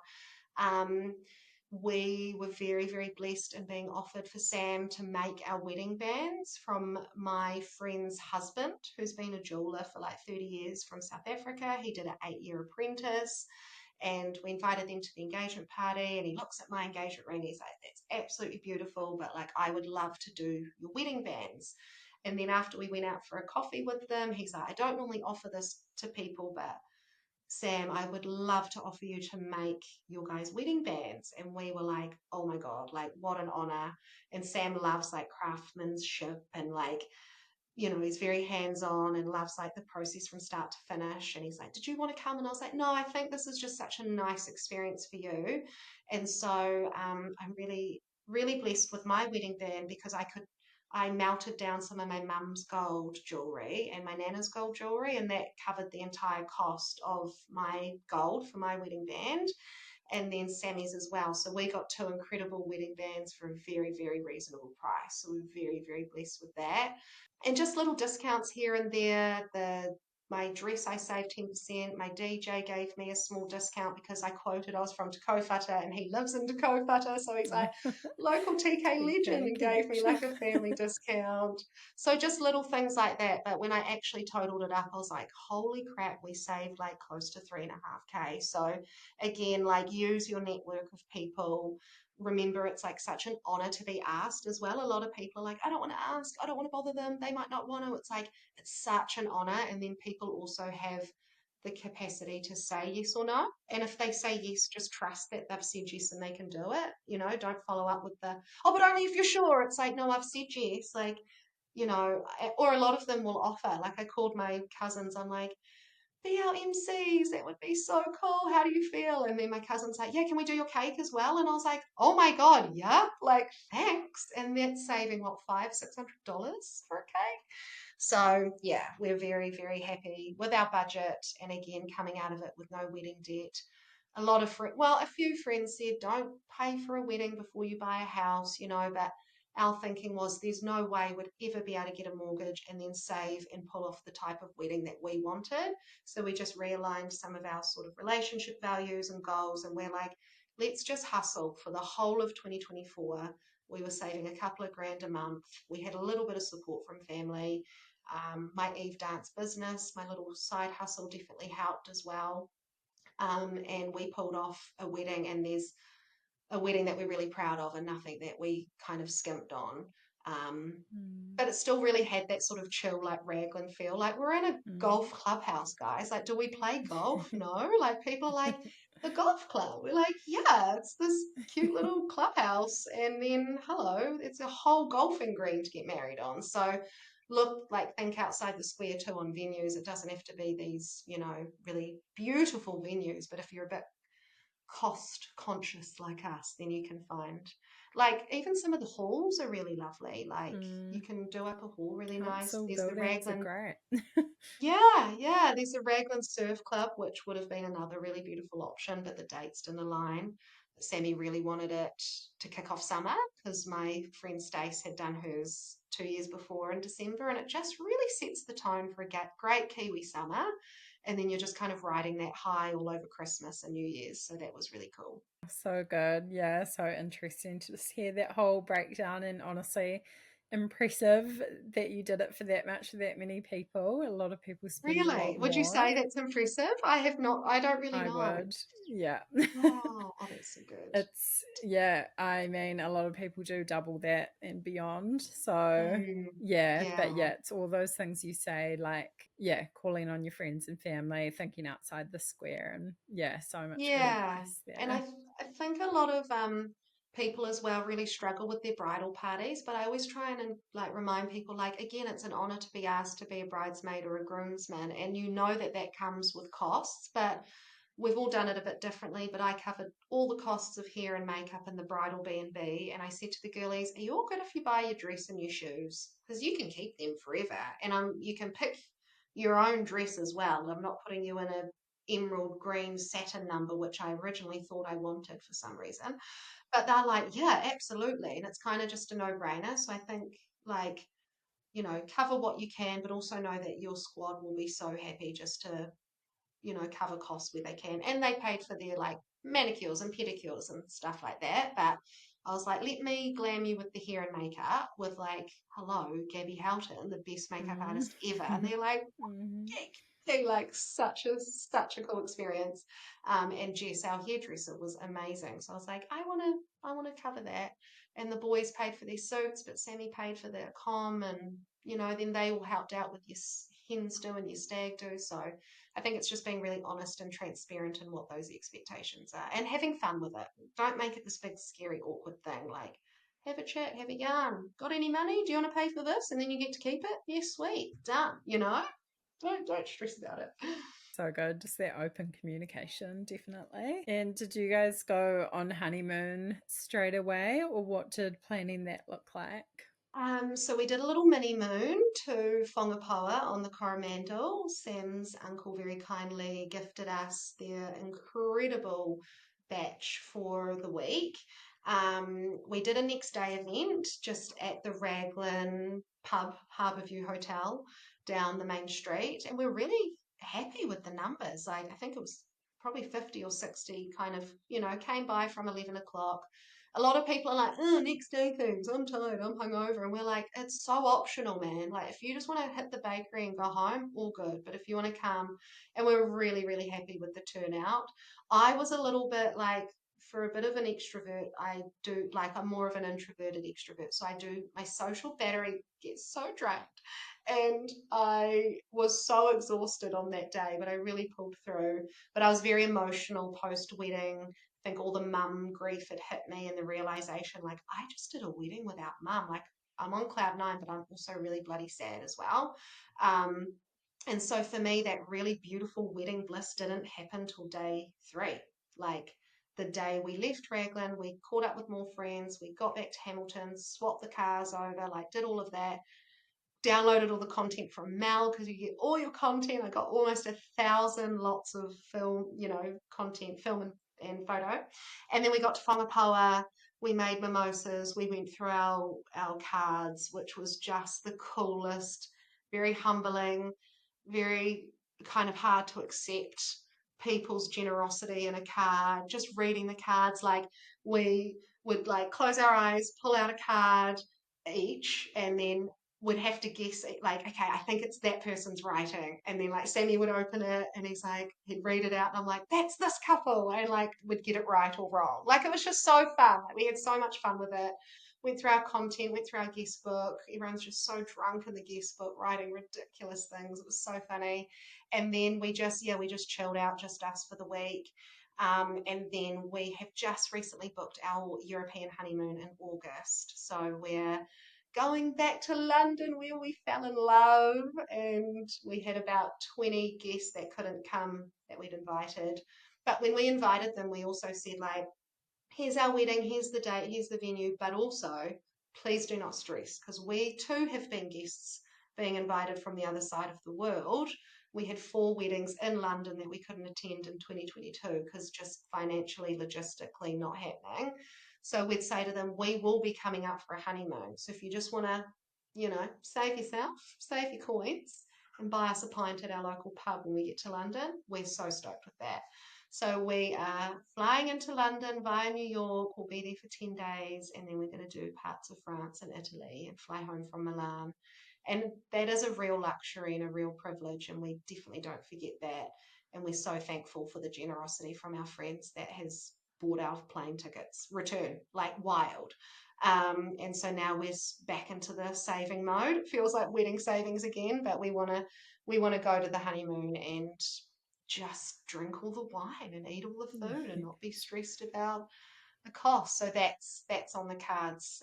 Well, that's all locked in for August, and we're hoping to purchase our first home as the goal in the next few months. So we're really growing up, get married, Yeah, and all now the we're just going to be. adulting.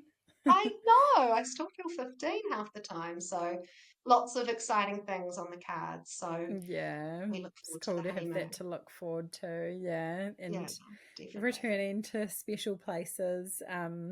Yeah, and like another project to work on, basically planning a Euro Yeah. trip. So Yes, yeah, it's really so fun. good. Yeah, I've already like booked a few accommodations, and I said to Sam, like, I'll be head of accommodation and commuting in between cities, you're and food, and he's head of cocktails, wineries, and activities. And he's like, I'm so happy with that. I'm like, So let's good. just always make sure we do things in the marriage that we enjoy and that we're good at. You know what I mean? Let's keep it Yeah. fun. So that's where we've landed. Oh, love that. And yeah, in terms of like the wedding planning, was there any sort of helpful websites or apps, different resources that you used for inspo, finding vendors, all of that? For vendors, yeah, lucky to have been the last in my crew, so kind of knew of a few here and there. One of our values I forgot to mention was we really wanted to support local as much as possible, and I feel like I yapped about this to anyone that would listen, but we're so blessed in Hamilton with incredible vendors and Raglan. So all of our vendors were both Hamilton and Raglan based. So that was either through word of mouth, a few questions on the Facebook wedding group pages that are very overwhelming in your feed. I've had to not join them anymore. I've left the crew. But I found our photographer on there. Videographer was a friend of, yeah, some Te Aroha couples that they've done a few of our friends' weddings. So again, that was more word of mouth, a little bit of Googling. I used Gabby's recommendation of Zola, which highly recommend because I think we did our save the dates with Say I Do, and it was a nightmare. And then you go to Zola and you're like, sorry, why is this so easy? Like my 5-year-old nephew could do this. It was amazing. So highly recommend Zola. Yeah, I did look at a few online tools and wedding planning situations, but I'm a real old school Excel queen. So I was just straight in my Google Sheets. I had about 20 different tabs. I invited Sam. I was like, don't get overwhelmed. This is just my brain on paper. But I just would kind of, when we'd have our little catch ups and meetings, I'd be like, this is where we're at, blah, blah, blah. So I found that's the best way I worked. And then with our big science fair board on the table, which we did hide every now and then, like a weekend might be coming up. We're like, no wedding chat. Let's hide that bloody board out of the way. We then did get his dad to print out 100 physical invites to send out, especially to the oldies who love a memoir or a keepsake. But we didn't get round to it. Whoopsie, no problem. We had it digitally. A lot of people, some of the oldies, I don't understand how I've tried to type the password and it's not working. So you do come across that. But I did like a full FAQ, FAQ section. I did our favorite Raglan spots, again, wanting to over provide information so our guests had no questions as much as possible. And same going back to the vendors, like the organizing of their exact timeline and just emailing it out. And I was just taking my vendors out for coffees like 8 weeks leading up, like photographer, content, hair, makeup, doing them little thank you gifts. I did all my vendors little thank you gifts on the little snack packs on the day with like a vista and some seaweed and muesli bars and nuts and stuff just to keep them fueled. But I just love doing all those cute little bits. Definitely a lot of friends of friends and just word of mouth, and just really, as a lot of your brides have said on the podcast, but just don't get over consumed with what's online because it's not an Instagram event. It is your wedding day. And the whole content creator thing as well can be a bit of a funny one for people because people do think you're doing content creation just so you can slaughter it all on Instagram. And hey, I'm not going to lie, I've got probably 10 lots of content up there, but my thing is for Sam and I to reflect that week after, and still now we'll be in bed and open up the album and just be like, oh, and then you get to I got to see all the guests arriving and where they sat, and then click on another one and there's people eating canapes when I'm sitting down or standing out there sweating in family photos. Like to really see it from that third, you know, whatever you call it, fly on the wall perspective, so cool. And then getting your professional photos back, wow. And then your video, wow, like just incredible. So, um, yeah, we were really lucky and just sticking to what you want to do and what you want to invest your money on. Yeah. Oh, so good. You sound like the absolute dream client.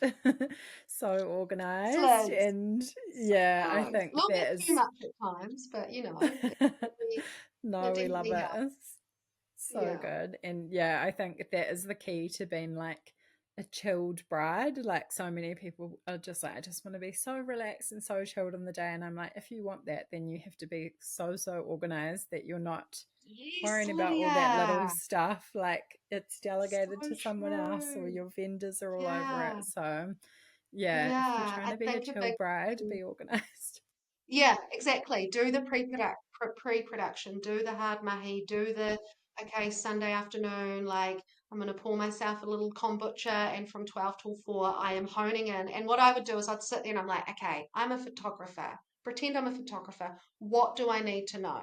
I need to know what time I'm due, the exact address. I was Google Mapsing the address of the bridal batch or Wainui Bush Reserve and putting the pictures on my vendor call sheet so the photographer knew exactly where to go, for example, or Gabby knew exactly where to park, what door to come in, who's going first, what the timetable was. And a lot of that is a bit like, oh, for a lot of people, but if you do love organizing and you have that organizational, do you call it a skill? I don't know, but just like really Yeah, embrace that and definitely. just really Mm, carve out the time to do it because yeah, that made my day just be very just like it's all out of my hands now. There's really nothing else I can do. One thing I will suggest, I don't know, mention is we had an on the day wedding coordinator, but not someone who does this for a living. This was my bridesmaid's older sister who I've grown up with. So I've said to a lot of my bridal friends or friends of friends, like if you can't afford a proper on the day coordinator, like anybody that you know and trust that isn't offended that they're not coming to the wedding, but would be so honored to be asked. And when I asked Rebecca, she was like, oh my God. And I took her out for lunch and I went through all my spreadsheets with her and she's like this and she's very organized like me. And I'd worked with her at my Stacey's hens do, so it made sense. So having another pair of hands on the day, and Stace did it at her wedding, and a few of my friends who haven't are like, oh my God, like just the people that are then going to help bring the ceremony chairs back up and tell the catering to do this. And she was there to welcome the DJ and get them set up. And she was an absolute dream. I got her a massage voucher and a few other goodies and just the biggest thank you. And because I had her parents there, I put her into the seating chart and said I would really, really be so honoured if you wanted to have dinner and a meal with us and stay for speeches. And she was so chuffed, and it was so special having like my best friend of 15 years, like her parents and her sister there during speeches and could have a nice meal together. So if that can be incorporated for anybody, then it's really cool. And you takes a lot of stress off on your day because you're like, nope, coordinator's all over that. That's her to do, and you don't have to stress about it. Yeah. Yeah, such great advice. Yeah, I love that. You've given so much amazing advice. I know people are going to get a Bloody lot Dr. out of Phil over here. this. No one asked for it, but here I She's a am. wise woman. But yeah, is there any other little nuggets that you wanted to share? Yeah, I think we've covered a lot of it. Definitely just enjoy it as much as possible. I found a lot of brides that are kind of, again, acquaintances or friends of friends. You bump into them in the street, like, oh yeah, planning a wedding, and it's a real negative, like it's exciting, but people go back to like, oh God, you must be so stressed, and I'm like, Mm, nah, like there's little elements of stress, but like please remember we're planning the love day. Like it's so fun. So when you like see it from a whole different lens of like this is the coolest time of my life where it's just me and my almost husband planning our special day. So I really tried to soak that up and embrace that a lot. Setting those wedding values right from the start, and that's okay if they change as well. You might get one or two new ones popping up, and I think giving your fiance a lot of time and space and respect when they don't understand. I'm not saying Sam didn't understand anything, but it's new. It's so new for men, and a lot of us brides think, oh bless, they're so traditional, and they want XYZ. But a lot of the time, that's what they've seen growing up, and they don't necessarily know about a single stem aisle or a ribbon wand or a first look or not the traditional first dance where everyone's going to stare at you on the dance floor. Like, so just really holding that space for them and being like, oh, this is how this friend's done it, or I would really like this. Like I semi-assume that your bridesmaids walk out one by one, but I knew my girls would not be comfortable with that. And I've been a bridesmaid 3 or 4 times and I'll happily do it. But even for me, who's quite confident, even I get a little bit like, oh my God, I'm going to trip. I'm all on my own. So I said to the girls, would you like to walk down in pairs and kind of have this really nice like duo come down? And also it really showed off the dresses quite nicely, and like they were so relieved. Like, please, that would be, you could just feel the like relief. So, kind of mm, thinking outside the square on what you can do to make your bridal party feel really comfortable. I did really love the idea how Leah had her bridal party sitting down in the front row, because it is a long time for them standing up. You do feel like a bit of a cake topper when you're a bridesmaid and you're like, I can't even see my bride's face. I can just see her booty, and you do feel a little bit overwhelmed. But Sam and I agreed, no, we want them up there physically by our side for that support. But really thinking outside the square on what you think your bridal party will feel most comfortable as well, because it's a big day for them.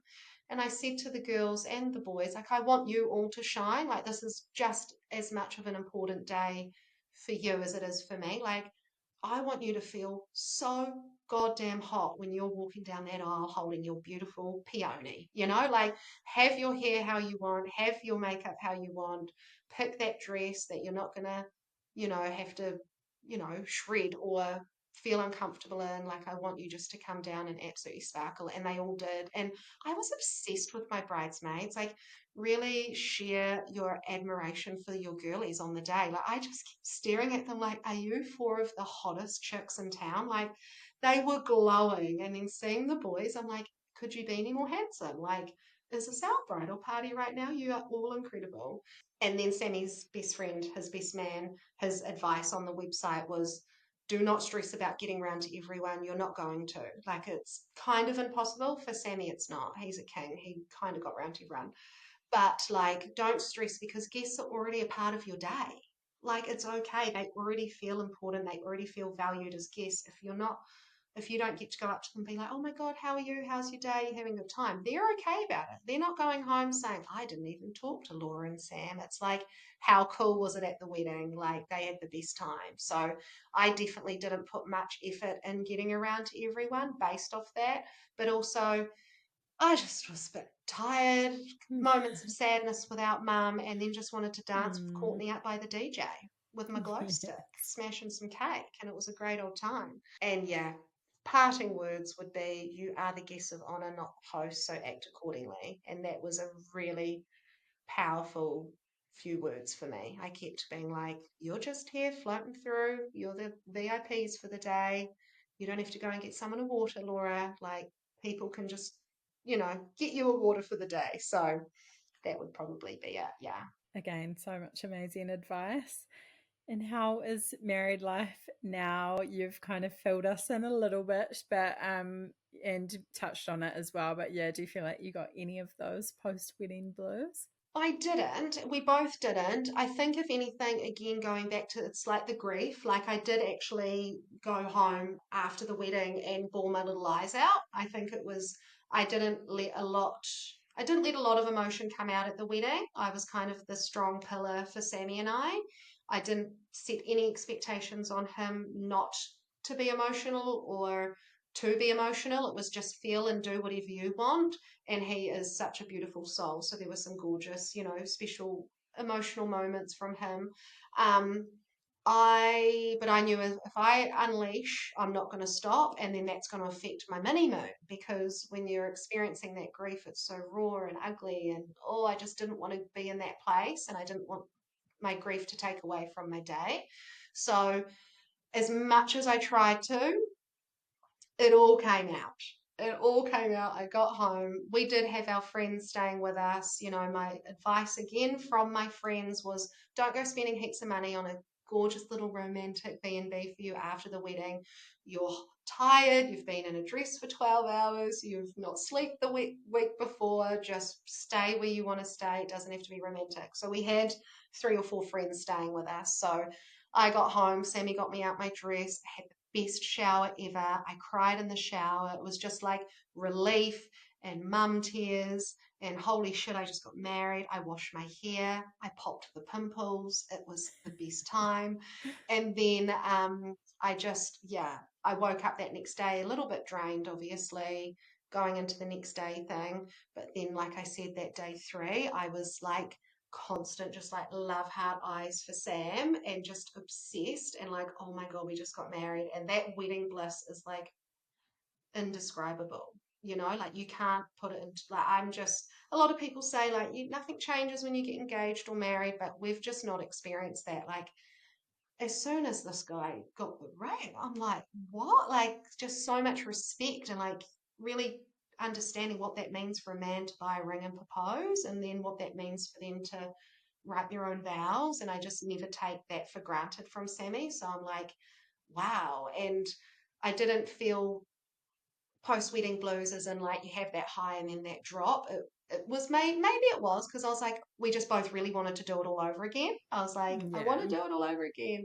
But I think because we've got so much to look forward to, like we haven't, some people might have already had their kiddies or bought their house or whatever, achieved a lot of milestones before the wedding, but we're kind of just getting started in our adulting, if that makes sense. Like we're about to buy a house, we get to go traveling again, our kids on the cards, who knows, very far down the track. But right now, our priority is house and honeymoon, and we're so on the same page in that regard. So I think everyone obviously that gets married obviously has a beautiful, gorgeous, thriving relationship. But I think the post-wedding blues, it's like, how can that be when you've got such a beautiful relationship to continue the life with, if that makes sense? Like, Yeah. I just feel like every day is just like better than the day before because Sam's a king, and I'm like, oh my God, you're my husband. Like, this is so fun, and just Yeah. it's more the Mm. respect thing. I'm just like, Mm. we always talk about how much more respect you just feel for one another, and you didn't even think that that was possible, but you're like, this is so cool. Like he's like, you're my wife, like I can call you my wife, how special is that? So no real traditional post-wedding blues. He did look back and be like, I would have liked the day to not have gone as fast. He felt it did go quite quick. For me, I felt like it didn't whiz by. There was only one time I asked the photographer at like 5 o'clock. I was like, "What is the time?" Because all people are seated, and I know the call sheet off by heart. She's like, "Oh, it's like 5:15." I was like, "We're 25 minutes ahead of schedule. This is great." And so for me, I felt like we'd won a lot of time back. And I remember thinking, wow, it's only this person's speech now. We've still got so much to go. And I was so excited. So not a lot of people have the day whisk past, but I don't know, mine just went at a really beautiful pace. So yeah. Absolutely. No, so good. I feel like you've kind of mentioned throughout as well that you were really intentional through the whole process, not only with like organizing everything, but yeah, having those moments to sit in it, enjoy it, be present, grateful, Mm. grounding, all the mindfulness, everything, which is so important. So yeah, I love that. So cool. And it sounds like you guys are just the perfect match as well. So why wouldn't it be? Wedded bliss. And I didn't tell you I was going to say this, but I'd love it if you could just give your business a bit of a shout out. I think such a cool thing for the Hamilton girlies and something maybe amazing for brides to do in the lead up to their wedding, get a bit of confidence. But yeah, can you tell us a little bit about it? Yes, so I have a part-time business called Eve Dance. So that is teaching female empowerment dance routines every Tuesday night in Hamilton. We're just about to launch term one. I started it back in October 2023. It had always been a dream of mine and my mum's. She wasn't a dancer, but she obviously supported me from age 7 up until 21. I danced with Drew Lane Dance Studio in Hamilton through most of the disciplines. And then, you go as far as you can and you fall out of the adult dancing and went to London and did the whole self-discovery, self-love thing, and then found my love for dance again. So I did classes there, got back to New Zealand. I was like, I really want to start something. Like it's needed in Hamilton. I want to do it. And so after a few years of just like, overcoming the mental challenges and whatnot, I was like, it's time. It's time. So I think Courtney and I wrapped our podcast in like, I don't know, June 2023. And then we'd kind of teased it on the podcast, like Laws might be opening some dance classes. And then it just kind of happened. So it's beginner dance classes, very commercial music video vibes, bit of jazz funk, bit of burlesque. But there's a huge focus on mental health and illness, obviously, from losing mum. So we donate 5% of ticket sales to the Mental Health Foundation in honour of her, which is really special. And it's just been so rewarding seeing not only the beginners and the people that have never danced before come and dance, but just all the connections that are being made and reconnections being made. Girls arriving on their own, like, oh my God, I'm so nervous, I don't know anyone. And then they might recognize an old school friend, or a mum might recognize another mum from the school drop offs. And I just sit back and I just, like, nothing makes me more happier than community and connection. And I open the doors half an hour early before class to allow people to come in and make those connections. And then these women that are like, I don't want to be recorded, I'm embarrassed. I'm like, that's okay. This is so optional. This is your experience. You can sit to the side for recording. But then at the end of the class, they're like, oh my God, can you record me? Like, I feel amazing. And I'm like, absolutely, Queen. And it's really, really special, very rewarding, and very pivotal in my healing, and the only way that I've really felt very connected to mum since she's passed. So I've held, gosh, I think 35 or so classes, which is unreal because I've been working full time in film. Then we throw in a redundancy, but thankfully I had my business to fall back on. So we launched another emergency term last year to help prepare for the wedding savings. And now here I am about to launch in 3 weeks today, actually. I will be teaching this time in 3 weeks, Lydia, which is so exciting. So it's Amazing. very rewarding. If you're on the fence about coming, or you've seen it online and you're in Hamilton and you're feeling shy, reach out. And I go and meet girls outside if they don't want to come in on their own, or I make a special note if they're arriving solo, or bring your girlies along. I've done 1 or 2 private classes, so hens do's, events, birthday parties, team bonding. But I have so many ideas for Eve, and my brain has exploded earlier January 1st. It's like I just woke up and had every business idea under the sun. And Sammy bought me an Eve colored journal for Christmas, and I wrote all my ideas down. So there's a lot in the pipeline. So please keep an eye out on the page. I've got a few girls in Auckland and New Plymouth and Gisborne asking me to come and do classes. I'm like, what? Little old me? Like regular, degular Laura who never thought, I always knew I'd do this, but, never actually thought I'd make it a reality. So that's me at Eve Dance with 3 underscores. Come along or message me if you've got any ideas. Oh, so cool for people to hear that. Incredible what you've built. I'll have to make a trip down or definitely do a class in Auckland. That would be so fun.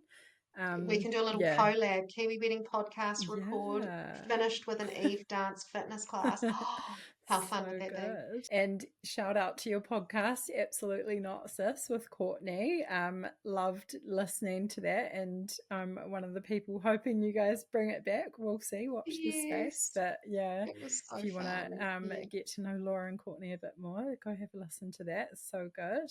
Amazing. Thank you so much for Yay. coming on. Thank you, Lydia. Thank you for all your amazing work you do behind the scenes for the podcast and obviously in front of camera.